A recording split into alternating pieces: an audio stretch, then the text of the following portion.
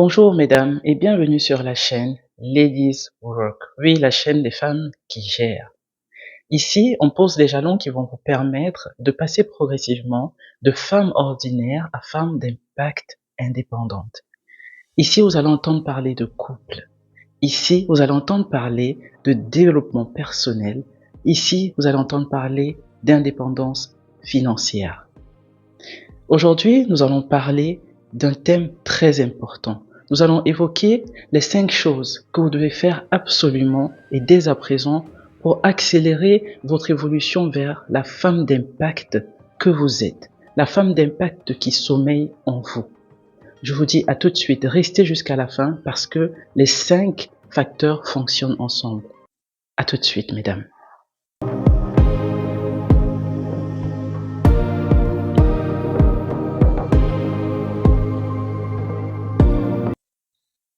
Bienvenue sur la chaîne des femmes qui gèrent, oui, les ladies work. Pour celles qui viennent d'arriver, je suis Abiba, je suis ingénieure en informatique de formation, je suis mère, je suis épouse depuis plus d'une dizaine d'années et je suis également entrepreneur. J'accompagne les femmes depuis 2018 vers leur plein épanouissement en tant que mère, en tant qu'épouse, mais surtout en tant que femme d'impact indépendante. Donc, aujourd'hui, nous allons voir les 5 choses que vous devez commencer à faire dès aujourd'hui si vous voulez accélérer votre transformation de femme ordinaire à femme d'impact indépendante. Je vais commencer par le premier facteur. Le premier facteur, c'est définir sa mission de vie. Vous devez savoir pourquoi vous êtes venu sur Terre, mesdames. Vous devez savoir pourquoi est-ce que vous êtes là. C'est très important. Il y a beaucoup de personnes qui se posent cette question chaque jour. Pourquoi je suis là? À quoi bon? Pourquoi? Quel est le sens de la vie? Et tant que vous n'avez pas trouvé ce pourquoi vous êtes sur Terre, tant que vous n'avez pas trouvé votre point d'impact, votre pourquoi, votre mission de vie, vous allez vivoter, mesdames. Vous allez faire les choses au jour le jour, sans vraiment savoir où ça vous mène, sans motivation, sans passion. Donc, il est crucial de savoir pourquoi est-ce que vous êtes là, mesdames. Et pour ça, il y a plusieurs méthodes. La méthode que j'ai retenue, c'est la méthode Ikigai, qui, à travers vos passions, votre profession idéale, votre mission de vie et votre vocation va vous permettre de trouver votre pourquoi. C'est une intersection entre ces 4 facteurs-là. Je vais essayer de vous prendre un exemple pour faire comprendre quelle est l'importance de la mission de vie. On a vu dans la vidéo précédente le fait d'éviter d'attendre, le fait d'éviter de perdre du temps.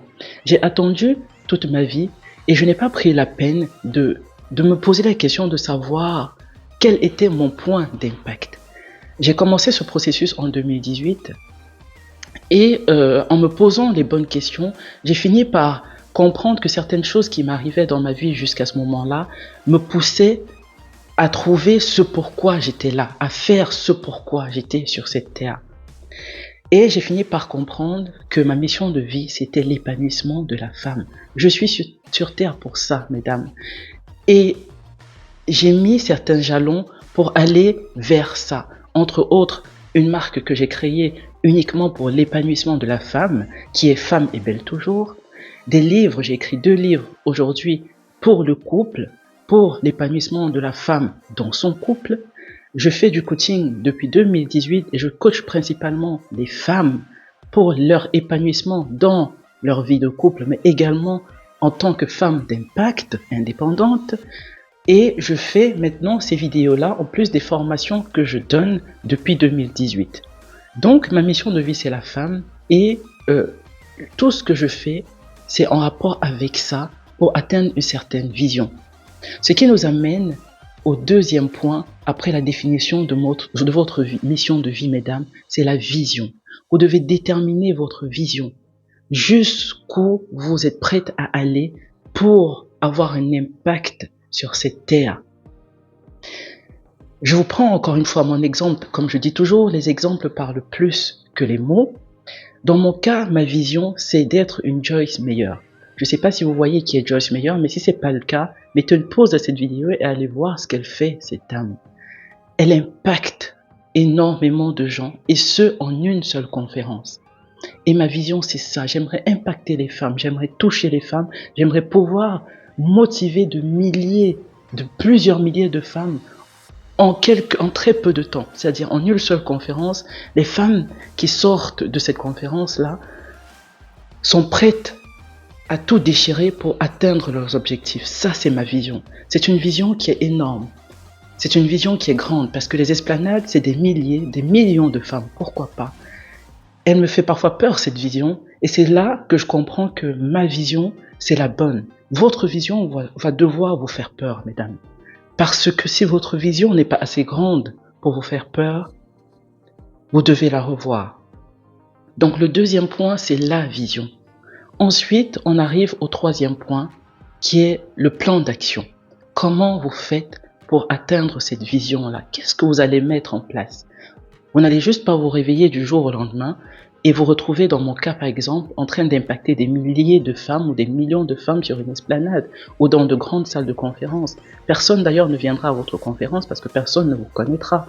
Donc, le plan d'action, c'est je fais mes preuves, je me fais connaître, j'impacte les femmes à un niveau inférieur, puis je passe à un autre niveau, ainsi de suite, pour atteindre ma vision à moi. Donc, mesdames, plan d'action, objectif. Qu'est-ce que je suis prête à faire à court terme, à moyen terme, à long terme pour atteindre ma vision? Dans mon cas, j'ai commencé par me former. Okay? Objectif numéro 1, formation. Et la formation continue, c'est pas terminé. Objectif numéro 2, écrire des livres. Écrire des livres à partir de ce que j'ai appris, à partir de ce que j'ai expérimenté, à partir de ce qui a fonctionné. Étape numéro 3, coacher ces dames. Et j'ai commencé ce coaching en 2018 et ça a vraiment pris son ampleur en 2020 parce que je m'étais formée, j'avais testé des choses par moi-même dans mon couple et je savais ce que j'étais prête à donner aux femmes. Donc, objectif numéro 3, coacher ces femmes. 4, formation. J'ai mis en place des formations pour pouvoir permettre aux femmes qui n'avaient pas les moyens d'être coachées à temps réel, de pouvoir suivre des formations sur une certaine période afin de savoir comment s'épanouir dans leur couple. Donc, formation. Ensuite, j'ai créé ma marque Femme et Belle Toujours en 2020 qui commercialise des produits uniquement pour l'épanouissement de la femme. Et aujourd'hui, je fais des vidéos pour impacter le plus de femmes en live, en direct, si je peux dire ça, mais ça suit un canevas, des objectifs, mesdames, plan d'action. Ça, c'est l'étape numéro 3. Ensuite, l'étape numéro 4, après la définition de votre plan d'action, c'est l'organisation. Vous devez organiser votre temps pour pouvoir atteindre vos objectifs, mesdames. Notre objectif ici, c'est d'être des femmes d'impact, mais c'est également d'être des mères, c'est également d'être des épouses. Et vous devez vous organiser pour pouvoir être ces 3 personnes à la fois. Parce que, mesdames, nous sommes des femmes capables de faire ça. Nous sommes des femmes fortes, nous avons des ressources que nous ne pouvons même pas imaginer. Quand en tant qu'épouse, on voudrait la paix dans notre foyer, on voudrait être là pour nos conjoints, on voudrait également être heureuse dans notre foyer. Et pour pouvoir atteindre ça, vous devez vous fixer des objectifs et agir chaque jour au quotidien pour atteindre ces objectifs. En tant que mère, nous voulons donner une certaine éducation à nos enfants. Nous voulons que nos enfants réussissent. Nous voulons que nos enfants soient des as dans la société. Et pour ça, nous devons fixer des objectifs et y travailler au jour le jour. Donc, vous devez avoir une organisation de feu, mesdames. Savoir chaque chose que vous devez faire à chaque minute. Chaque minute doit être programmée. Quand vous vous réveillez le matin, vous devez savoir ce que vous devez faire dès le réveil jusqu'au coucher. Et dans ce programme journalier, vous devez avoir des objectifs en tant que mère, en tant qu'épouse, en tant que femme d'impact indépendante. Donc, l'organisation, mesdames, et pensez à faire une organisation sur du court terme, du long terme, du moyen terme. Commencez par du long terme. Qu'est-ce que je vais être dans 10 ans? Qu'est-ce que je vais être dans 5 ans? Ensuite, qu'est-ce que je vais être dans 2 ans? Qu'est-ce que je veux être dans 1 an, dans 1 mois? vous devez faire cette organisation macro vers micro. Donc, le niveau de granularité doit baisser pour vous permettre de vous fixer ce que vous devez faire chaque jour. Si vous décidez, par exemple, qu'à la fin de l'année, vous aurez écrit un livre, qu'est-ce que vous faites au mois d'avril? Qu'est-ce que vous faites au mois de mai? Qu'est-ce que vous faites au mois de juin? Ainsi de suite, pour qu'en décembre 2023, vous ayez écrit, vous ayez sorti, publié votre livre. Donc, l'organisation, mesdames, c'est crucial. Et enfin, le facteur sans lequel les 4 premiers facteurs ne tiendront pas la route. Sur une échelle de 1 à 5, les 4 premiers facteurs sont faciles à faire. Je vais dire 2. Je vais lui donner une note de 2 parce que toutes les femmes peuvent mettre en place les 4 premiers facteurs. Le dernier a, à mon sens, un niveau de difficulté de 5.